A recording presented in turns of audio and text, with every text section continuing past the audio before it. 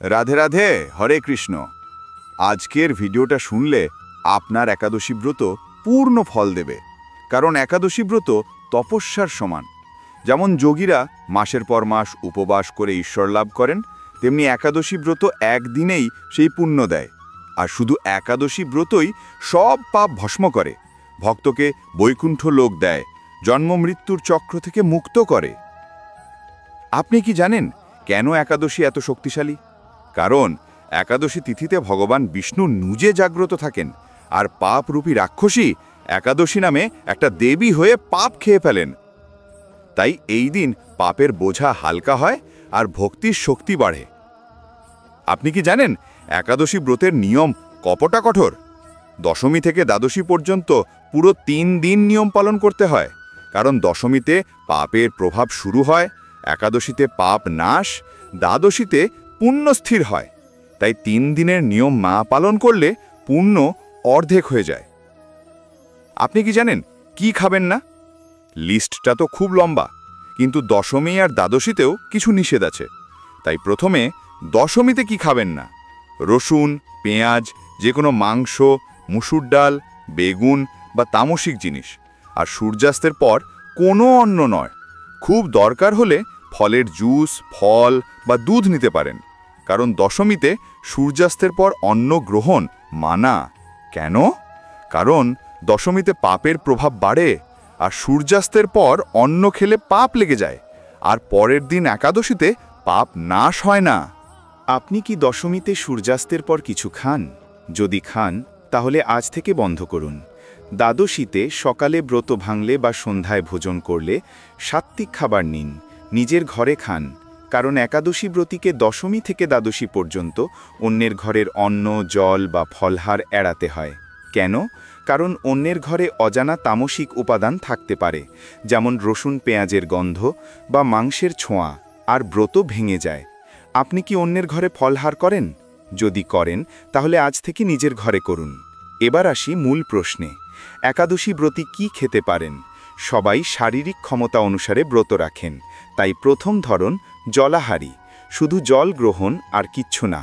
যারা কঠোর তপস্যা করেন, যেমন সাধু সন্ন্যাসী, তারা এই ধরন করেন, আর এতে ইন্দ্রিয় জয় হয়। দ্বিতীয় ক্ষীরভোজী, শুধু দুধ আর দুধের জিনিস, যেমন দুধ, দই, ছানা বা পনির। কিন্তু ঘরে তৈরি হতে হবে, বাজারের নয়। কেন? কারণ বাজারের দুধে অশুদ্ধি থাকতে পারে, যেমন জল মেশানো বা রাসায়নিক পদার্থ। তৃতীয় ফলহারী, শুধু মৌসুমি ফল খেয়ে ব্রত, আম, কলা, আপেল, আঙুর, ডালিম যা পাওয়া যায়, আর এতে শরীর হালকা থাকে। চতুর্থ নক্তভোজী, সূর্যাস্তের ঠিক আগে একবেলা ফলহার। যারা দিনে কাজ করেন তারা এই ধরন করেন।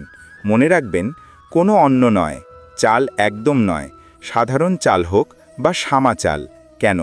কারণ চালে পাপের বীজ থাকে বলে শাস্ত্রে বলা হয়, আর চাল খেলে পাপ নাশ হয় না। আপনি কি চাল খান একাদশীতে? যদি খান তাহলে আজ থেকে বন্ধ করুন। সেন্ধা লবণ শুধু তাদের জন্য যাদের শারীরিক স্বাস্থ্যের জন্য লবণ জরুরি, যেমন লো ব্লাড প্রেশার রোগী বা ডায়াবেটিস রোগী, যাদের ইলেকট্রোলাইট দরকার। অন্যথায় সাধারণ লবণের বদলে সেন্ধা লবণ নিতে পারেন। বাকি সবাই লবণ ত্যাগ করুন। কেন? কারণ লবণ রজগুণ বাড়ায়, আর একাদশীতে সত্ত্বগুণ দরকার। আপনার কি লবণ ছাড়া চলে? যদি না চলে তাহলে সেন্ধা নমক নিন। কফি? কোনো ব্রতে কফি নয়, কারণ কফিতে ক্যাফিন থাকে, যা মনকে অশান্ত করে আর ঘুম ভাঙায় না, বরং অস্থির করে। চা? শুধু একবার ব্রতে নিতে পারেন, তাও দুধ ছাড়া, আর আদা তুলসী চা হলে ভালো। ক্ষীরভোজিতে দুধের জিনিস খেলে ডাক্তারের সঙ্গে পরামর্শ নিন, কারণ ল্যাকটোজ ইনটলারেন্ট হলে দুধ হজম হয় না। আর ঔষধ শাকাহারী কিনা চেক করুন, কারণ অনেক অ্যালোপ্যাথি ঔষধে পশুর চর্বি, জেলাটিন বা মাংসের নির্যাস থাকে, যা হিন্দু ব্রতে নিষিদ্ধ। আপনার ঔষধ শাকাহারী কিনা জানেন? যদি না জানেন তাহলে আজ চেক করুন। একাদশী তপস্যার দিন, তাই ইন্দ্রিয় নিয়ন্ত্রণ করে শুধু ভক্তিতে মন দিন। সাবুদানা, খিচুড়ি, আলু সেদ্ধ, কুমড়ো সেদ্ধ এগুলো ফলাহার নয়, এগুলো অন্নের মতো, তাই এড়িয়ে চলুন। মিতাহার করুন, যতটুকু দরকার, যাতে ধ্যান, নামজপ, জাগরণ করতে পারেন। পেট ভরে কিছু নয়, জলও না। কেন? কারণ পেট ভরলে ঘুম আসে আর জাগরণ ভেঙে যায় আর নাম জপে মন লাগে না। আপনি কি জাগরণ করেন একাদশীতে? যদি না করেন তাহলে আজ থেকে শুরু করুন। আরেকটা গুরুত্বপূর্ণ কথা, একাদশীতে তুলসী পাতা ছিঁড়বেন না, কারণ তুলসী ভগবানের প্রিয় আর ছিঁড়লে পাপ লাগে।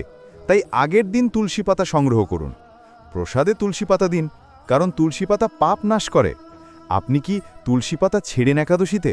যদি ছিঁড়েন তাহলে আজ থেকে বন্ধ করুন। একাদশীতে সকালে স্নান করে বিষ্ণু মন্দির যান, তুলসী পরিক্রমা করুন, 108 বার ওম নমো ভগবতে বাসুদেবায় জপ করুন, এতে মন শান্ত হয়। রাতে জাগরণ করুন, কীর্তন গান, গীতা পাঠ করুন। প্রশ্ন, আপনি কি কীর্তন করেন? যদি না করেন তাহলে আজ থেকে শুরু করুন। শেষ কথা, একাদশী ব্রত শুধু উপবাস নয়, ভক্তির সাধনা। তাই নিয়ম পালন করুন, মিতাহার করুন, ভক্তিতে মন দিন। রাধে রাধে। এই ভিডিও শেষ পর্যন্ত দেখলে আপনার ব্রত বৈকুণ্ঠের পথ খুলে দেবে। লাইক করুন, শেয়ার করুন, কমেন্টে লিখুন জয় শ্রীকৃষ্ণ।